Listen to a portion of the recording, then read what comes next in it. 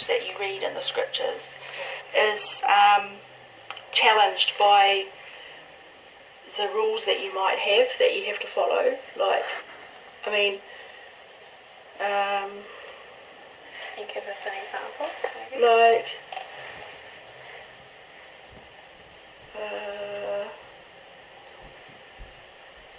I didn't mention it earlier, but I saw a movie a few months ago, and it was called Apostasy.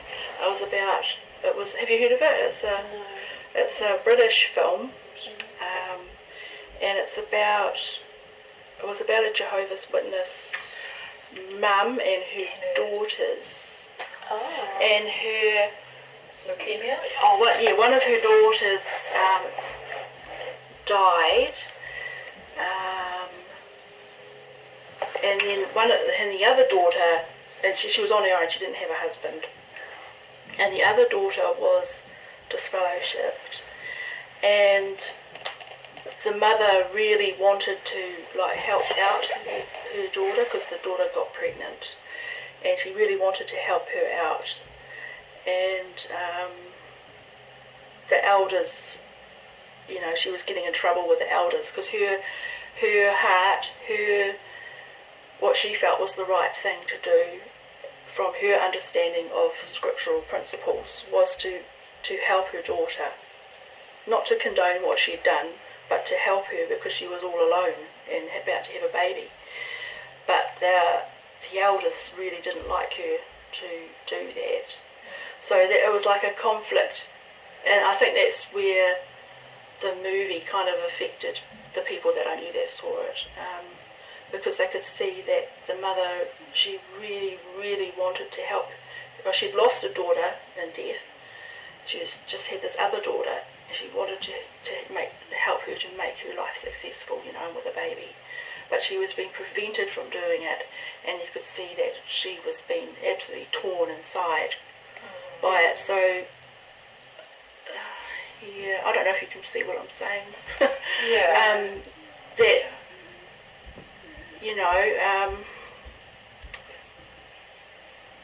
because the way you've answered me so far has not been very direct. It's been very sort of So loyal Christians don't have spiritual fellowship with anyone who has been expelled from the congregation, but more than that is actually involved as well. There's an article that I think you'd be really interested in. It's called Displaying Christian Loyalty When a Relative is Disfellowshipped. In the opening paragraph, if you don't mind, it's very brief. Okay. The bond between family members can be very strong. This brings a test upon a Christian when a marriage mate, a child, a parent, or another close relative is disfellowshipped or disassociates himself from the congregation. So disassociating is when they just leave.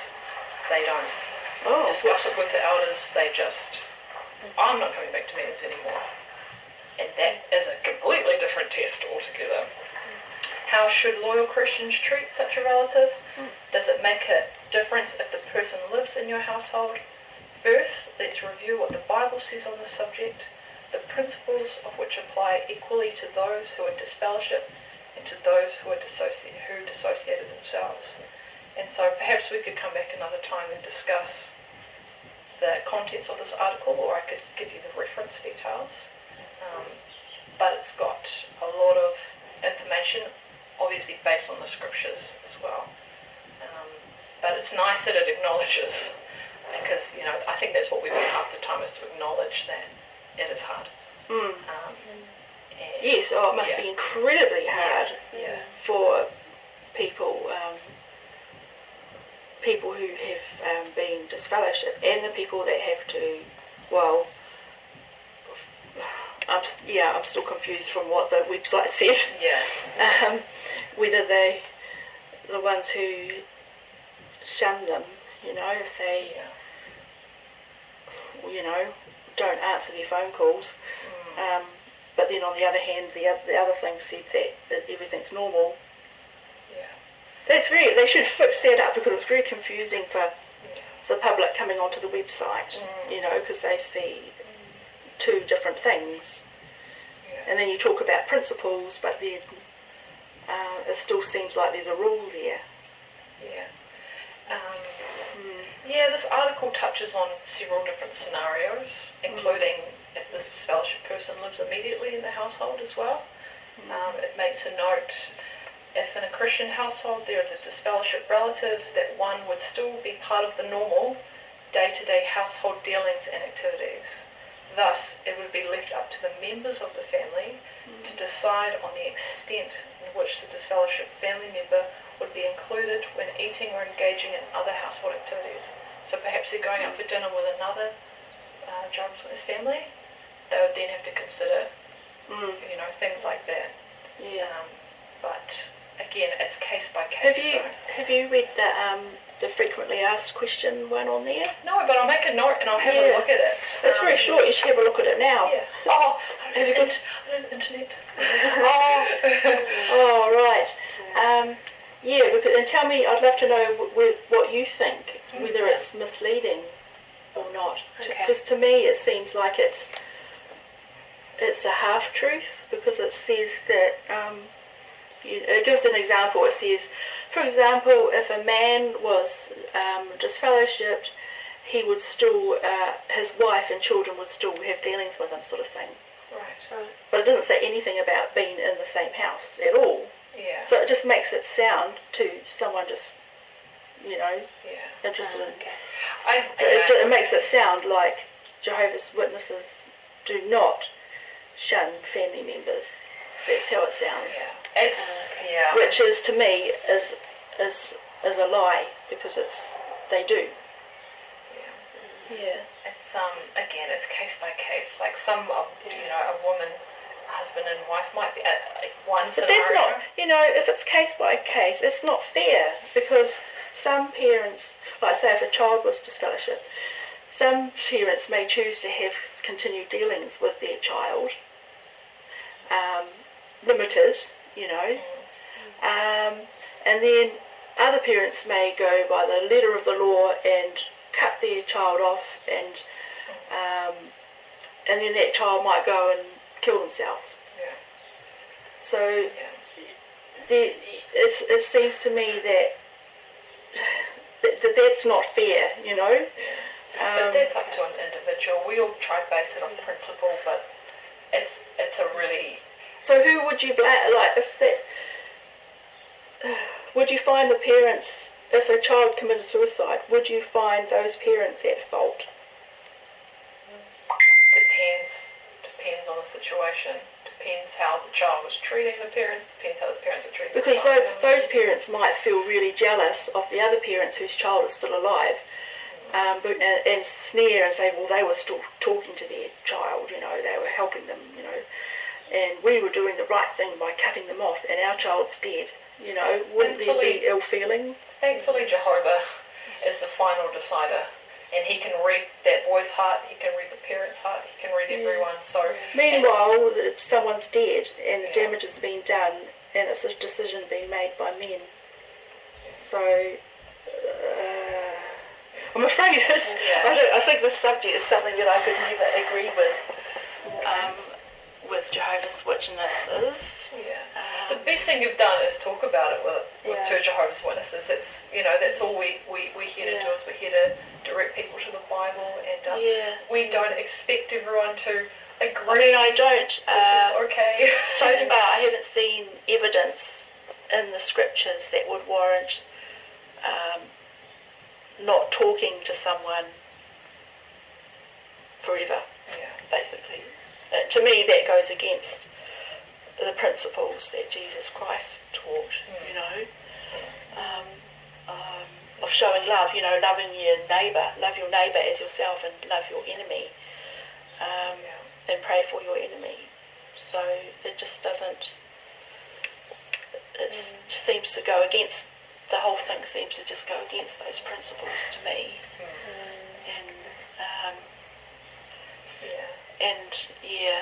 It honestly, it kind of, I do find it quite upsetting to think about. Okay. I think what we can do is, our website, at the very bottom, if you would like to, At the very bottom there's a link to Watchtower online library. Oh, yeah, I did see that. You did see that? That's a full database of every magazine, every book, every publication by Jehovah's Witnesses. So if you like, you can go on there, search for that topic, and you can find all the articles based on that. A lot of references. So, like, just type in disfellowship, or just start typing disfellow and it'll pop up. Oh, okay, all right. And it will give me the scriptural basis. And it'll give you lots of different scenarios as well, and accounts of actual brothers and sisters whose children have been disfellowshipped or whose partners have, and what they decided to do based on what Bible principles, and that's where that principle comes back in. And do they give the experiences of those where there's a bad outcome? Yeah. Well, like suicides and things like that. Jehovah recorded many bad things that happened in the Bible. There was a man called King David, who you're probably familiar with, who sent, who had an affair and sent her husband to the front line, and then, he had a child with her. Yeah. Yep, that's right. And Bathsheba, wasn't it? And God forgave him. So. They seem to do a lot of bad stuff back then and get away with it. And it's quite a nice quality about God to see that he... I wonder if they shunned back then. They... Well, I think, you got stoned, didn't you? Except David didn't get stoned. Yeah, well, Jehovah knew his heart. I mean, it's awful. I just can't even imagine having to pick up a rock and throw it at somebody. Yeah. Oh, my goodness. Who would think of such a thing? I'm not too sure if you're familiar with just one last scripture, because we've kept you for very long. That's right. I have nothing to do at the moment. That's interesting. After walking around yesterday all day in the rain. Yeah, that's true. I had a short walk today. We wonder why. We wonder why people are terrible like the way they are. Even today, it seems to have gotten worse. But 1 John 5:19. Yeah, there's a lot of horrible people, and there's a lot of really good people. Yes, there is a lot of really good people. In 1 John 5:19, it gives us a very succinct explanation. Could you read that for us? We know that we originate with God, but the whole world is lying in the power of the wicked one. The wicked one being Satan, I suppose. Yeah. So there's certainly a lot of wickedness. But, there's a lot of good stuff too. When my daughter moved down here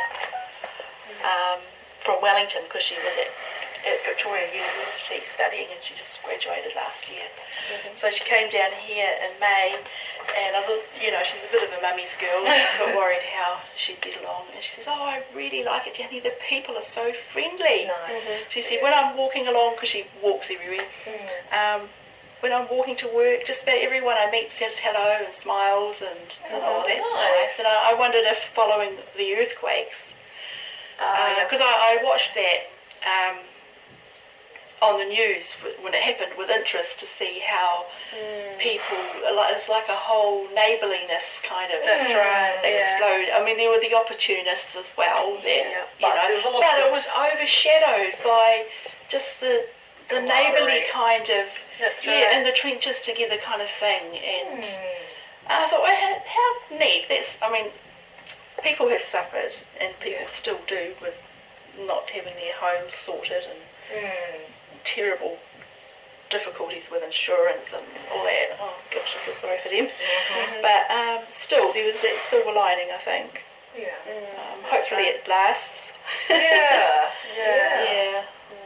As it said, we originate with God, so we have the same qualities that He does. But we are in the world that is controlled by Satan. So He probably hates to see it when people pull together and show community spirit. He just hates it. That's true. But there is a hope. There is a hope for the future. That hope that the world will one day be like that neighbourly kind of camaraderie. Well, that's what interested me at first when I started studying, because it was the red book about that book. The Revelation. Paradise. Live forever. Paradise on earth. You can live forever in paradise on earth. And I I thought, oh, That's a long time ago. That's so nice. Yeah. And had some nice pictures in it. And Yeah. I'd never thought it, really given it any thought before that. Yeah. And and then I learnt that, which was a big thing, that hell didn't exist. Yeah. You know, as far as what the churches teach, it's just a horrible, horrible, horrible teaching, isn't it? Blackmailing kind of. It's just horrible. You know, torturing people forever If you're for a back. short life of making mistakes. You know, the punishment doesn't fit the crime. You know, it's just awful. What kind of God would think of anything like that? Exactly. So those were the things that really appealed, and learning God had a name. Yeah. Yeah. So anyway, I should let you ladies That's go. alright. Okay. Yeah, it's been really But lovely. thank you for. Sorry if I've been a bit sort of harping on those things, but they're just things that really don't sit right with me, you know. But I will investigate just to see what the scripture. I'll have a look on the website again and just see what the scriptures are Just that support that. it's really good that you have questions, and it's really nice too that you're looking to find the answers to those questions, because surely there's an answer. You know, like you said about hell. You know, how could God let something like that happen? Same with disfellowship, and you might have questions about that, but there's a reason. Well, I could almost say the same thing there, couldn't I? Why would he?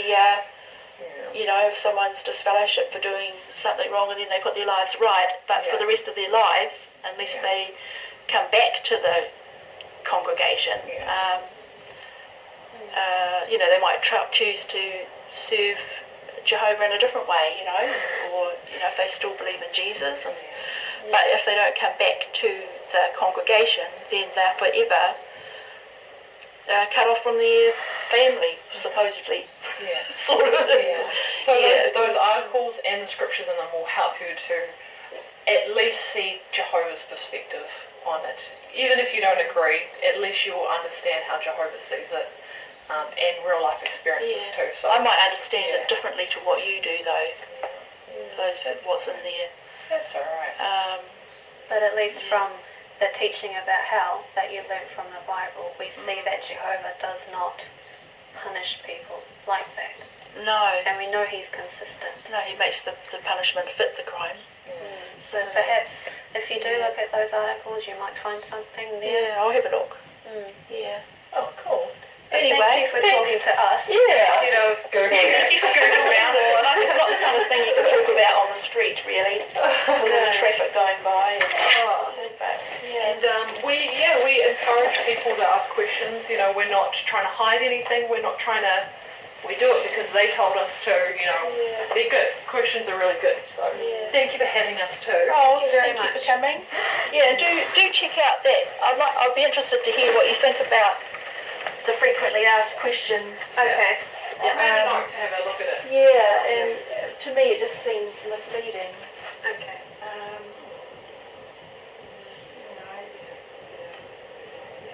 It's hard to. Those articles will help with the perspective, but I'll have a look at them as well. Yeah. Oh, well, thank you, ladies. Thank you very much. Have a safe, speedy trip home. You probably don't live very far away, but the trip is Oh, it's unbelievable. slow. When you get onto the main arterial road, it's just you can walk faster. You can walk faster. Yeah. So did you say you're here until when? Well, I'll be here. I'll be going away from here next week, but then I'll be back. I'll be back here Saturday week. Okay. Yeah. Yeah, and you're staying a few weeks. Okay. My husband will be joining me here for a week. Oh, that'll be nice. Oh, and Heather's boyfriend will be back as well. Big family affair. We'll be back for Thursday, which is on New Year's Day or Wednesday. Okay.